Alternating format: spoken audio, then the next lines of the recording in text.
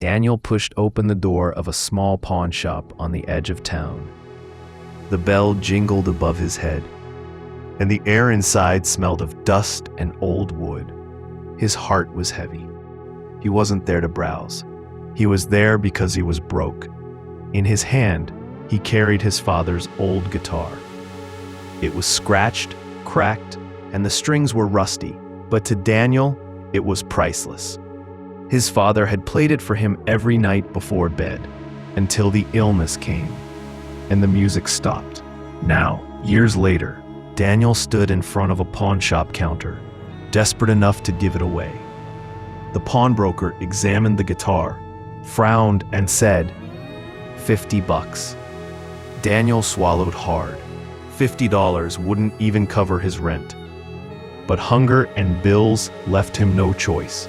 Slowly, painfully, he let go of the guitar and took the cash. As he walked out, he could almost hear his father's voice whispering, "Take care of it, son." Weeks passed. Daniel worked double shifts at a gas station, tired and hungry. One night, walking home, he stopped outside the pawn shop. There in the window was his guitar, sitting under harsh lights with a tag that read, $150. His chest tightened. His father's guitar was being sold like junk. Then, through the glass, he saw a little girl pointing at it with excitement. "Mom, that one. Please, that's the one." Her mother, still in her nurse's scrubs, shook her head. "Too expensive, honey." The girl's shoulders slumped as they walked away. Daniel couldn't move. He wanted to run inside, shout, "That's mine," but something stopped him. The girl's eyes reminded him of his own when his father had first put that guitar in his lap.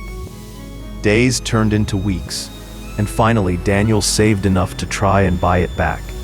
He rushed into the pawn shop, only to hear the pawnbroker say, "Sorry, kid, sold last week.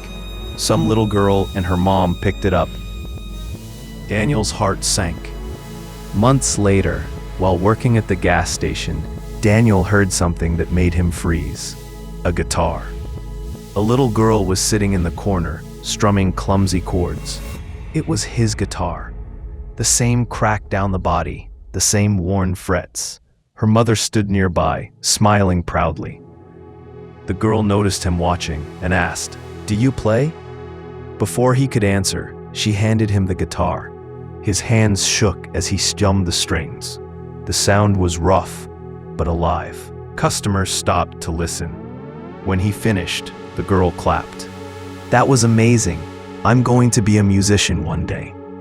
Her mother explained that her daughter had begged for that guitar for weeks, and she had finally saved enough to buy it. Daniel handed it back, smiling with tears in his eyes. "Take care of it," he said softly. "It's special." Time passed. Then one evening, Daniel received a call from the girl's mother. "You should come to the community center. My daughter's performing tonight. She wants you to be there."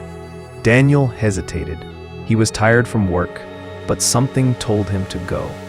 The center was filled with families. On stage, the girl sat nervously with his father's guitar. When she spotted Daniel, she smiled wide and began to play. The notes were simple, shaky, but full of heart.